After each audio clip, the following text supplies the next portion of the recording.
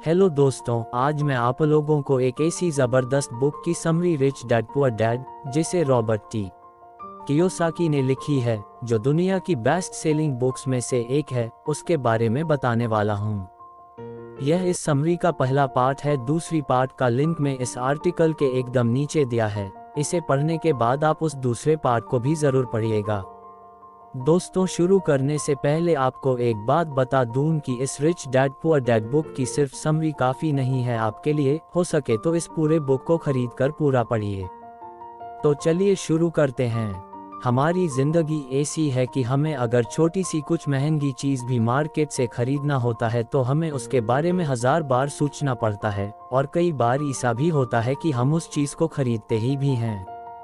यह जो पैसों के प्रॉब्लम होते हैं, इसके बारे ना स्कूल में और ना ही कॉलेज में सिखाई जाती है, ना किसी ने बताया होता है।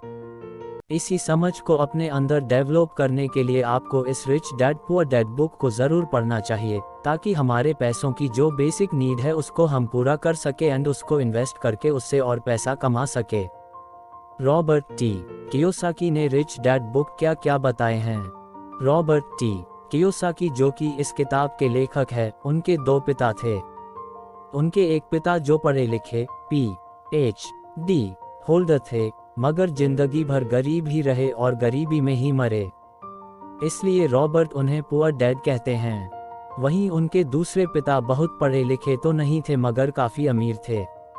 उन्हें रॉबर्ट रिच डैड बुलाते थे। अब ये सोचने की बात है कि किसी भी इंसान के एक ही वक्त में दो पिता कैसे हो सकते हैं।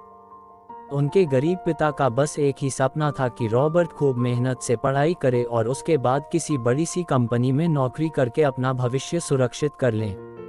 मगर रॉबर्ट के दूसरे पिता जो थे, वे दरअसल रॉबर्ट के दोस्त माइक के पिता थे, और वे चाहते थे कि रॉबर्ट अपनी जिंदगी में कुछ रिस्क उठाए, कुछ चैलेंज लें, क्योंकि सारे सबक सिर्फ स्कूल में ही नहीं सीख जाते।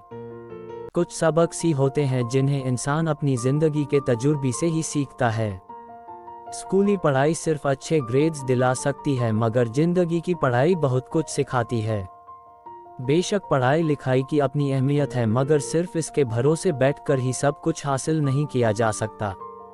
लेसन 1, अमीर लोग पैसे के लिए काम नहीं करते।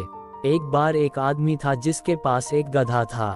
जब भी उसे अपने गधे से कुछ मेहनत करवानी होती थी तो वे एक गाजर को उसके सामने लटका देता था। उस गाजर को देखते ही गधा उसे खाने के लालच में काम करता चला जाता था। उसे उम्मीद थी कि एक दिन वो उस गाजर तक पहुंच ही जाएगा। अब ये उस आदमी के लिए तो एक अच्छी तरकीब बन गई, मगर बेचारे गधे को कभी भी वो गाजर नहीं मिल पाए। क्यों? क्योंकि वो गाजर बस एक छलावा है। बहुत से लोग ठीक उस गधे की तरह ही होते हैं। वे मेहनत पर मेहनत किए चले जाते हैं, इस उम्मीद में कि एक दिन वे अमीर बन जाएंगे, मगर पैसा उनके लिए महज एक सपना बन के रह जाता है। इस सपने के पीछे भागने से आप उस तक कभी नहीं पहुंच सकते। तो पैसे के लिए काम करने के बजाय पैसे को अपने लिए काम करने दे। जब आप अमीर बनना चाहते हैं तो सिर्फ पैसे कमाने के लिए काम ना करें, क्योंकि जैसे ही हम अमीर बनने की राह में कदम बढ़ाते हैं, हमारा डर और लालच हम पर हावी होने लगता है कि कहीं हम गरीब के गरीब ही ना रह जाए। इसी डर से हम और ज़्यादा मेहनत करने में जुट जाते हैं। फिर हमारा लालच हम पर हावी होने लगता है। हम उन सारी खूबसूरत चीज़ों की कल्पना करने लगते हैं जो पैसे से हासिल की जा सकती है। अब यही डर और लालच हमें ऐसे चक्कर में उलझा देता है जो कभी ख़त्म ही नहीं होता। तो हम अब और मेहनत करते हैं कि और ज़्यादा कमा सके, और फिर हमारा खर्च भी उसी हिसाब से बढ़ने लगता है। इसको ही अमीर डेड रैट रेस कहते हैं। अब इसका नतीजा ये हुआ कि हम पैसे कमाने के लिए हद से ज़्यादा मेहनत करते हैं, खर्च करते हैं। ये एक ट्रैप है, और आपको लालच और डर का ये ट्रैप अवॉइड करना है, क्योंकि हम में से अधिकतर लोग जो अमीर होना चाहते हैं, इसी ट्रैप का शिकार हो जाते हैं। पैसे के पीछे मत भागिए, बल्कि पैसे को अपने पीछे भागने के लिए मजबूर कर दीजिए। आपकी नौकरी लगी है तो काम पर ये सोचकर मत जाइए कि हर महीने आपको एक पे चेक लेना है, क्योंकि वो पे चेक आपके सारे बिल्स मुश्किल से ही भर पाता है। ये हर महीने की कहानी बन जाती है। फिर तंग आकर आप कोई दूसरी नौकरी ढूंढकर और ज़्यादा मेहनत करने लगते हैं, लेकिन तब भी आप पैसे के लिए ही काम कर रहे होते हैं। और यही वजह है कि आप कभी अमीर नहीं बन पाते। सच का सामना कीजिए, आप खुद के लिए जवाबदेह है, दूसरों के लिए नहीं। तो आपके जो भी सवाल है खुद से पूछिए, क्योंकि उनका जवाब सिर्फ आपके ही पास है। क्या आप सिर्फ इसलिए काम कर रहे हैं कि आपकी जिंदगी में सिक्योरिटी रहे, एक ऐसी नौकरी जहां से आपको निकाले जाने का कोई डर न हो, या फिर आप सिर्फ 2 पैसे कमाने के लिए काम करते हैं और आपको लगता है कि एक दिन आप इस तरह अमीर हो जाएंगे? क्या बस यही आपको सेटिस्फाई करने के लिए काफ़ी है? प्रश्नवाचक चिन्ह। अगर आपका जवाब हाँ है तो मुझे आपकी सोच पर अफसोस है, क्योंकि आपने जो अमीर बनने का सपना देखा है वो कभी पूरा नहीं होने वाला। आप हमेशा गरीबी में ही जिएंगे। लेकिन अगर आपका जवाब ना है तो आपका पहला कदम ये होगा कि सबसे पहले आप अपने मन से डर हटा दीजिए, क्योंकि ज़्यादा पैसा ना कमा पाने का डर और लालच ही आपको बगैर सोचे समझे काम करने के लिए मजबूर करता है, और हमारा यही कदम हमें नाकामयाबी की तरफ धकेलता है। बेशक हम सब के अंदर डर और चाहत की भावना होती है, लेकिन उन्हें खुद पर इतना हावी ना होने दे कि हम उनके बस में होकर उल्टे सीधे फैसले लेने लग जाए। बेहतर होगा कि हम जो भी करें पहले उसके बारे में सोच ले। खूब, हमेशा दिल से नहीं बल्कि दिमाग से काम लें। हर सुबह अपने आप से पूछिए, क्या आप उतना कर पा रहे हैं जितना कि आपको करना चाहिए? क्या आप अपनी पोटेंशियल का पूरा इस्तेमाल कर पा रहे हैं? आम लोगों की तरह सोचना छोड़ दीजिए जो काम सिर्फ और सिर्फ पैसे के लिए करते हैं। ये सोचना छोड़ दीजिए कि मेरा बॉस कम पैसा देता है, मुझे ज़्यादा मिलना चाहिए, मैं इससे ज़्यादा कमा सकता हूँ। याद रखिए, आपकी परेशानियों के लिए सिर्फ आप जिम्मेदार हैं, कोई और नहीं। बॉस आपकी सैलरी नहीं बढ़ाता तो उसे इल्ज़ाम मत दीजिए, टैक्स को इल्ज़ाम मत दीजिए। जब आप खुद की समस्याओं की जिम्मेदारी लेते हैं तब सिर्फ आप ही उसका हल निकाल सकते हैं। यही वो पहला सबक है जो अमीर डैड ने रॉबर्ट को सिखाया। इस सबक का एक पार्ट ये भी था कि अमीर डैड ने उन्हें एक कन्वीनियंस स्टोर में काम पर लगा दिया। उन्हें इस काम के कोई पैसे नहीं मिले, वे बस काम करते रहे। इसका फ़ायदा ये हुआ कि वे अपने दिल से काम में लगे रहे और इस दौरान कई नए आइडिया उनके दिमाग में आते रहे। पैसे को अपने पीछे कैसे भगाया जाए इस बारे में उन्हें कई विचार मिले। उन्होंने देखा कि उस स्टोर की क्लर्क कॉमिक्स बुक के फ्रंट 77 पेज को 2 हिस्सों में फाड़ देती थी। आधा हिस्सा वो रख लेती और आधा हिस्सा फेंक देती थी। देर शाम स्टोर में एक डिस्ट्रीब्यूटर आया करता था। वो कॉमिक्स बुक के ऊपरी आधे हिस्से को क्रेडिट के लिए लेता और बदले में नई कॉमिक्स बुक्स दे जाया करता। एक दिन उन्होंने उस डिस्ट्रीब्यूटर से पूछा कि क्या वो पुरानी कॉमिक्स बुक्स ले सकते हैं। वो इस शर्त पर मान गया कि वे उन कॉमिक्स को बेचेंगे नहीं। ये उनके दिमाग में बिजनेस का एक नया आइडिया था। उन्होंने वे पुरानी कॉमिक बुक्स अपने दोस्तों और बाकी बच्चों को पढ़ने के लिए किराए पर देनी शुरू कर दी। बदले में वे हर किताब का 10 सेंट किराया वसूल करते थे।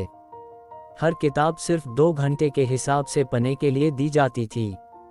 तो असल मायनों में वे उन्हें बेच नहीं रहे थे। उन्हें उस गराज पर काम भी नहीं करना पड़ा जहां से वे कॉमिक्स किराए पर देते थे। उन्होंने माइक की बहन को काम पर रखा, जिसके लिए उसे हर हफ्ते $1 दिया जाता। एक ही हफ्ते में उन्होंने $9.5 कमाए। इस तरह उन्होंने सीखा कि पैसे को खुद के लिए काम करने दो, ना कि आप पैसे के लिए काम करो। लेसन 2, फाइनेंशियल लिटरेसी क्यों सीखना चाहिए। 1923 में एजवाटर बीच होटल, शिकागो में एक मीटिंग हुई। दुनिया के बहुत से लीडर और बेहद अमीर बिजनेसमैन इस मीटिंग का हिस्सा बने। इनमें से थे एक बहुत बड़ी स्टील कंपनी के मालिक चार्ल्स शवाब और समुअल इंसुल, उस वक्त की लार्जेस्ट यूटिलिटी प्रेसिडेंट, और बाकी कई और बड़े बिजनेसमैन। इस मीटिंग के 25 साल बाद इनमें से कई लोग गरीबी में मरे, कुछ ने खुदकुशी कर ली थी और कईयों ने तो अपना दिमागी संतुलन खो दिया था। असल बात तो ये है कि लोग पैसे कमाने में इतने मशगूल हो जाते हैं कि वो एक खास बात सीखना भूल जाते हैं कि पैसे को रखा कैसे जाए। आप चाहे जितना मर्जी पैसा कमा ले, उसे बनाए रखना असली बात है, और अगर ये हुनर आपने सीख लिया तो आप किसी भी आड़े टेढ़े हालात का सामना आसानी से कर लेंगे। सीबीआर टेढ़े हालात का सामना आसानी से। लॉटरी में मिलियन जीतने वाले लोग कुछ सालों तक तो मज़े से जीते हैं मगर फिर वापस उसी पुरानी हालत में पहुंच जाते हैं। अधिकतर लोगों के सवाल होते हैं कि अमीर कैसे बने या अमीर बनने के लिए क्या करे। इन सवालों के जवाब से अधिकतर लोगों को निराशा ही होती है। मगर इसका सही जवाब होगा कि पहले आप फाइनेंशियली लिटरेट बनना सीखें। देखिए, अगर आपको एम्पायर स्टेट बिल्डिंग खड़ी करनी है तो सबसे पहले आपको एक गहरा गड्ढा खोदना पड़ेगा, फिर उसके लिए एक मजबूत नींव रखनी पड़ेगी। लेकिन अगर आपको एक छोटा सा घर बनाना हो तो एक 6 इंची कंक्रीट स्लैब डालकर भी आपका काम चल जाएगा। मगर अफसोस तो इसी बात का है कि हम में से ज़्यादातर लोग 6 इंची स्लैब पर एक एम्पायर स्टेट बिल्डिंग खड़ी करना चाहते हैं, और वे ऐसा करते भी है तो जाहिर है कि बिल्डिंग टूटेगी ही टूटेगी। गरीब डैड रॉबर्ट से बस यही चाहते थे कि वे खूब पढ़ाई करे, लेकिन अमीर डैड उसे फाइनेंशियली लिटरेट बनना चाहते थे। ज़्यादातर स्कूल सिस्टम बस घर बनाना सिखाते हैं, मजबूत फाउंडेशन नहीं। स्कूली शिक्षा और पढ़ाई की अपनी अहमियत है मगर असल जिंदगी में यही सब कुछ नहीं है। रूल नो 1, लायबिलिटीज और एसेट्स के बीच फ़र्क समझे और एसेट्स खरीदे। सुनने में बड़ी आसान बात लगती है, लेकिन यही एक रूल है जो आपको अमीर बनाने में मदद करेगा। अक्सर गरीब और मिडिल क्लास लोग लायबिलिटीज को एसेट समझ लेते हैं, मगर अमीर लोग जानता है कि असल में एसेट्स होते क्या है और वो वही खरीदता है। अमीर डैड किस प्रिंसिपल में यकीन रखते हैं, जिसका मतलब है कीप इट सिंपल स्टूपिड। अमीर डैड ने लेखक और उसके दोस्त माइक को यही सिंपल बात सिखाई जिसकी बदौलत वे इतनी मजबूत फाउंडेशन रखने में कामयाब रहे। इस सीख की यही सिंपल बात है कि लायबिलिटीज और एसेट्स के बीच फ़र्क समझे और एसेट्स खरीदे। लेकिन अगर ये इतना ही सिंपल है तो हर आदमी अमीर होता है ना? मगर यहाँ मामला उल्टा है। ये दरअसल इतना सिंपल है कि हर कोई इस बारे में सोचता तक नहीं है। लोगों को लगता है कि उन्हें लायबिलिटीज और एसेट्स के बीच फ़र्क पता है, मगर उन्हें सिर्फ लिटरेसी के बारे में मालूम है, फाइनेंशियल लिटरेसी के बारे में नहीं। लायबिलिटीज और एसेट्स क्या है? लायबिलिटीज आपका वो चीज़ है जहाँ से आपकी पैसा कभी नहीं आएगा, मतलब जिसको आप अपने पैसा देकर खरीदते हो सिर्फ अपने काम के लिए, जहाँ आपको 1 रुपये भी नहीं मिलेगा। और एसेट्स वो चीज़ है जिसको आप पैसा देकर तो खरीदते ही हो, लेकिन जो चीज़ आपने खरीदा है उसी चीज़ ने आपको पैसा बनाकर देगा। इनकम स्टेटमेंट को प्रॉफिट और लॉस का स्टेटमेंट मानकर चलना चाहिए। इसका सिंपल सा मतलब है इनकम है कि आपके योजक चिन्ह पास कितना पैसा आया और एक्सपेंस है कि आपसे कितना पैसा खर्च हुआ। बैलेंस शीट एसेट्स और लायबिलिटीज के बीच बैलेंस बताती है। बहुत से पढ़े लिखे अकाउंटेंट्स को भी ये पता नहीं होता कि आखिर बैलेंस शीट और इनकम स्टेटमेंट कैसे एक दूसरे से जुड़े हैं। अब ये चार्ट देखने में बहुत सिंपल है, इसे आसानी से लोगों को समझाया जा सकता है। एसेट्स वे चीज़ें होती है जो आपके लिए पैसे कमाने का काम करती है। मान लो आप कोई घर खरीद कर उसे किराए पर देते हैं तो उसी किराए से आप वो लोन भी चुका सकते हैं जो आपने घर खरीदने के लिए लिया था। अब घर भी आपका हुआ और उससे मिलने वाला किराया भी। इसके उल्टा लायबिलिटीज आपकी जेब से पैसे खर्च करवाती है, जैसे कि घर खरीद कर उसमें रहने से आपको कोई किराया नहीं मिलने वाला। तो अब आप समझ गए होंगे कि अगर अमीर बनना है तो एसेट्स खरीदिए और गरीब ही रहना है तो लायबिलिटीज। अमीर लोगों के पास ज़्यादा पैसा इसलिए होता है कि वे इस प्रिंसिपल पर यकीन करते हैं। वहीं दूसरी तरफ गरीब लोग इस प्रिंसिपल को ठीक से समझ ही नहीं पाते। इसीलिए इस बात पर जोर दिया जा रहा है कि सिर्फ लिटरेट नहीं बल्कि फाइनेंशियली लिटरेट बनिए। सिर्फ नंबर्स से कुछ नहीं होता, फर्क तो तब पड़ता है जब आप अपनी कहानी खुद लिखें। अधिकतर परिवारों में ये देखा गया है कि जो मेहनती होता है उसके पास पैसा भी ज़्यादा होता है, मगर उसका फ़ायदा क्या जब सारा पैसा लायबिलिटीज़ में ही खर्च हो जाए। ये चार्ट दिखाता है कि मिडिल क्लास आदमी अपना पैसा किस तरह खर्च करता है, और अगर यही उनका तरीका रहता है तो सारी ज़िंदगी वे मिडिल क्लास ही बनकर रहते हैं, या क्या पता उससे भी नीचे चले जाए, क्योंकि आप देख सकते हैं कि उनका सारा पैसा लायबिलिटीज़ में ही खर्च हो रहा है।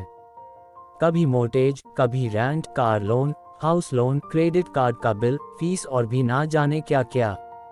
उनकी सारी कमाई इसी में खर्च हो जाती है। दूसरी ओर गरीब लोग हैं जिनकी कोई लायबिलिटी तो नहीं है मगर उनके कोई एसेट्स भी नहीं होते। वे भी पैसा कमाते हैं, सैलरी पाते हैं मगर हर रोज के खर्चे में उनका सारा पैसा उड़ जाता है। माना एक गरीब आदमी $1000 कमाता है, उसमें से $300 वो अपने छोटे से घर के किराए में खर्चता है, $200 उसके आने जाने का किराया, $200 टैक्स और $200 खाने और कपड़ों में खर्च हो जाता है। अब उसके पास बचा क्या? कुछ भी नहीं, और कभी कभी तो उधार लेकर काम चलाना पड़ता है जिससे वो और गरीब हो जाता है।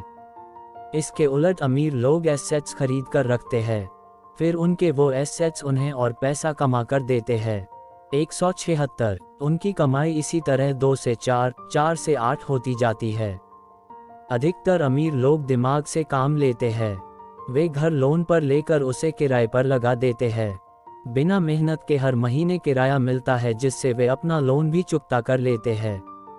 मान लीजिए लोन की इंस्टॉलमेंट $1 है तो ये अपने घर का $2 किराया वसूल करेंगे। $1 बैंक को देंगे, $1 अपनी जेब में। तो हो गया ना ये बिना मेहनत के पैसा कमाना। तो असल में अमीर डैड और गरीब डैड के बीच बस सोच का फासला है। अपना पैसा कैसे खर्चे, सिर्फ यही मुद्दे की बात है और कुछ नहीं। 1960 के दिनों में अगर बच्चों से पूछा जाता था कि वे बड़े होकर क्या बनेंगे तो सबके पास यही जवाब होता था कि वे अच्छे ग्रेड्स लाएंगे और डॉक्टर बनेंगे। तब सबको यही लगता था कि अच्छे ग्रेड्स लेकर वे बहुत पैसा कमा सकेंगे। हालांकि उनमें से बहुत बच्चे आज बड़े होकर डॉक्टर बन चुके हैं। इसके बावजूद उनमें से काफ़ी लोग आज भी फाइनेंशियली स्ट्रगल करते नजर आएंगे, क्योंकि उन्हें हमेशा यही लगा कि ज़्यादा पैसा कमाने से उनकी सारी परेशानियां दूर हो जाएंगी। मगर आज के दौर में ऐसा नहीं है। आज बहुत से बच्चे फेमस एथलीट बनना चाहते हैं या फिर सीईओ या फिर कोई मूवी स्टार या रॉक स्टार, क्योंकि उन्हें पता है कि सिर्फ अच्छी पढ़ाई और अच्छे ग्रेड्स के भरोसे बैठकर वे करियर में सक्सेस नहीं पा सकते। आजकल फाइनेंशियल नाइटमेयर बहुत आम हो गया है। अक्सर नए शादीशुदा जोड़े ये सोचते हैं कि उनकी सैलरी अब डबल हो जाएगी क्योंकि दोनों जने कमा रहे हैं। एक छोटे से घर में रहते हुए वे अब बड़े घर के सपने देखते हैं, इसलिए वे पैसा बचाना शुरू कर देते हैं। इसकी वजह से उनका सारा ध्यान सिर्फ अपना करियर बनाने पर होता है। उनकी कमाई बढ़ने लगती है तो जाहिर है उसी हिसाब से खर्चे भी। अब जब आप फाइनेंशियली लिटरेट हुए बिना पैसा बनाते हैं या बिना सोचे समझे उसे खर्च करते हैं तो होता ये है कि आप पहले से भी ज़्यादा खर्च करने लगते हैं। ये एक ऐसा चक्कर है जो फिर चलता ही रहता है। नए जोड़े ने अब इतना पैसा कमा लिया कि वे एक बड़ा घर खरीद सके। उन्हें तो यही लगेगा कि वे अब थोड़े अमीर हो गए हैं, मगर असलियत तो ये है कि बड़े घर के साथ उन्होंने नई लायबिलिटीज़ भी खरीद ली है। उनके कैश फ्लो में अब प्रॉपर्टी टैक्स का खर्च बढ़ गया। अब उन्हें एक नई गाड़ी भी चाहिए, फर्नीचर भी, सब कुछ नया। उनकी लायबिलिटीज बढ़ती ही चली जा रही है और ज़्यादातर होता यही है कि इनकम के साथ साथ खर्चे भी बढ़ने लगते हैं। फिर एक दिन अचानक इस सच्चाई का खुलासा होता है, मगर तब तक हम इस रेट रेस में बुरी तरह फंस चुके होते हैं। फिर ऐसे ही लोग हमारे लेखक रॉबर्ट के पास आकर पूछते हैं कि अमीर कैसे बना जाए। अब यही सवाल तो मुसीबत की जड़ है, क्योंकि सबको लगता है कि पैसा ही हर चीज़ का इलाज है। ये मानना ही एक बड़ी गलती है। उनकी समस्या ये नहीं है कि वे ज़्यादा नहीं कमा रहे, बल्कि ये है कि जो कुछ उनके पास है उसे हैंडल कैसे करें।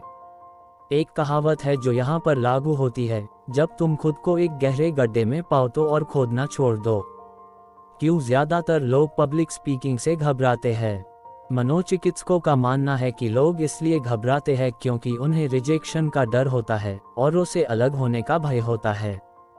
लोग हमारे बारे में क्या सोचेंगे या हम पर कहीं हंस ना दे, यही सोचकर अधिकांश लोग पब्लिक स्पीकिंग से दूर भागते हैं। वे वही करना पसंद करते हैं जो सब कर रहे होते हैं। वे खुद को भीड़ का हिस्सा बनाकर संतुष्ट हो जाते हैं।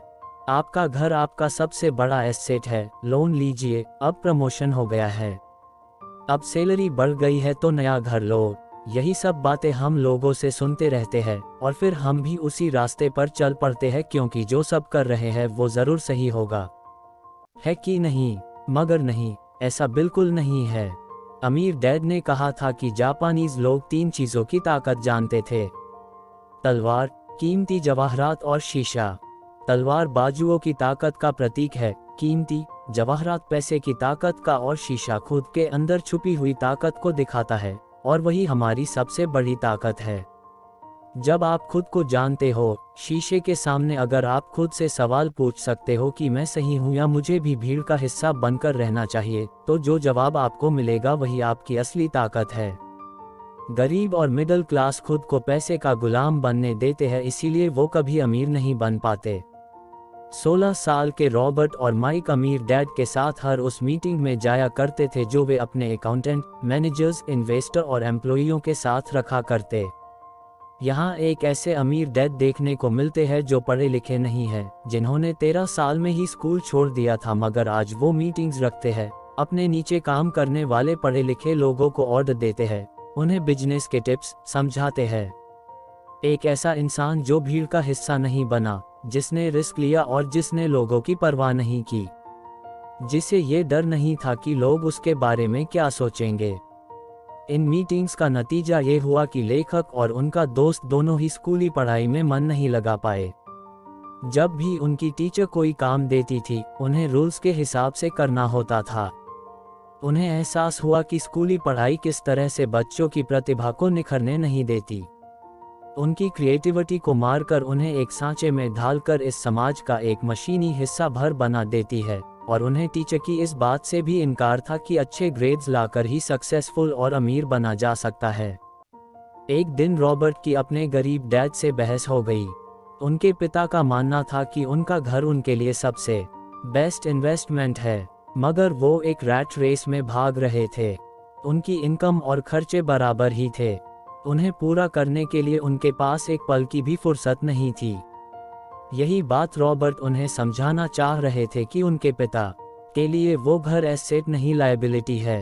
घर पर उनके पैसे खर्च हो रहे थे, बदले में मिल कुछ नहीं रहा था। ये बात उनके गरीब डैड समझ नहीं पा रहे थे, और यही फर्क था गरीब और अमीर डैड के बीच। खैर, उनकी बहस चलती रही। उन्होंने अपने गरीब पिता को बताया कि अधिकतर लोगों की जिंदगी लोन चुकाने में ही निकल जाती है। जिस घर को वे खरीदते हैं उसके लिए वे 30 साल तक लोन भरते हैं, फिर एक और बड़ा घर लेते हैं और पाना लोन रिन्यू करवाते हैं। अब घर की कीमत भी उसी हिसाब से बढ़ेगी या नहीं, ये निर्भर करता है। कुछ लोग ऐसे भी हैं जिन्होंने घर खरीदने के लिए एक बड़ी रकम ली थी। जितनी घर की कीमत नहीं थी उससे ज़्यादा कर्ज उनके सर पर चढ़ गया। इसका सबसे बड़ा नुकसान लोगों को ये होता है कि वे बाकी जगह इन्वेस्टमेंट नहीं कर पाते क्योंकि उनका सारा पैसा उस घर पर लगा है। उन्हें कभी इन्वेस्टमेंट करने का मौका ही नहीं मिल पाता और ना ही वे इस बारे में कुछ सीख पाते हैं, और इस तरह कई एसेट्स उनके हाथ से निकल जाते हैं। अगर इसके बदले लोग सिर्फ एसेट्स पर ध्यान दें तो उनका फ्यूचर कहीं ज़्यादा बेहतर हो सकता है। अब उदाहरण के लिए रॉबर्ट की पत्नी के पेरेंट्स एक बड़े से घर में शिफ्ट हो गए। उनका सोचना था कि अपने लिए बड़ा और नया घर लेना एक सही फैसला है, क्योंकि बाकियों की तरह उन्हें भी घर लेना एक एसेट्स लगता था। मगर वे ये जानकर हैरान रह गए कि उस घर का प्रॉपर्टी टैक्स $1000 था। उनके लिए एक बड़ी कीमत थी, और क्योंकि वे रिटायर हो चुके थे तो इतना पैसा टैक्स के रूप में भरना उनके रिटायरमेंट बजट के बाहर था। बेशक हम ये नहीं कह रहे कि आप एक नया घर ना ले, बल्कि हम समझाना चाहते हैं कि जितने पैसे से आप एक बड़ा घर लेंगे उतने पैसे आप किसी एसेट में इन्वेस्ट करें तो बेहतर होगा। आपका एसेट आपके लिए कमाई करेगा और कुछ ही समय बाद आपके पास इतना पैसा होगा कि आप आसानी से मनपसंद घर ले पाएंगे, वो भी बिना किसी लोन के। अमीर और ज़्यादा अमीर क्यों होते रहते हैं, वहीं मिडिल क्लास आगे क्यों नहीं बढ़ पाते? इसके पीछे भी एक वजह है। कारण सीधा है, अमीर एसेट खरीदते हैं जो उनका पैसा दुगना करता रहता है। उस पैसे से उनके सारे खर्चे मजे में निपट जाते हैं। और मिडिल क्लास क्या करते हैं? वे तो बस महीने की एक तारीख का इंतज़ार करते हैं जब उनकी सैलरी आए। सारी की सारी सैलरी तो खर्ची को पूरा करने में ख़त्म हो जाती है, तो इन्वेस्टमेंट कहाँ से होगा। और फिर जब सैलरी बढ़ती है तो उस पर टैक्स भी बढ़ जाता है और उसी हिसाब से बाकी खर्चे भी। फिर अंत में वही रैट रेस चलती रहती है। पार्ट 2 भी पढ़ें। दोस्तों, अगर आपको आज का हमारा यह article rich dad poor dad book summary इन हिंदी अच्छा लगा तो आप इस article rich dad poor dad book summary इन हिंदी को अपने दोस्तों के साथ शेयर करें। और अगर आपको कुछ भी पूछना है तो नीचे कमेंट करके जरूर पूछें। आपका बहुमूल्य समय देने के लिए दिल से धन्यवाद। Wish you all the very best.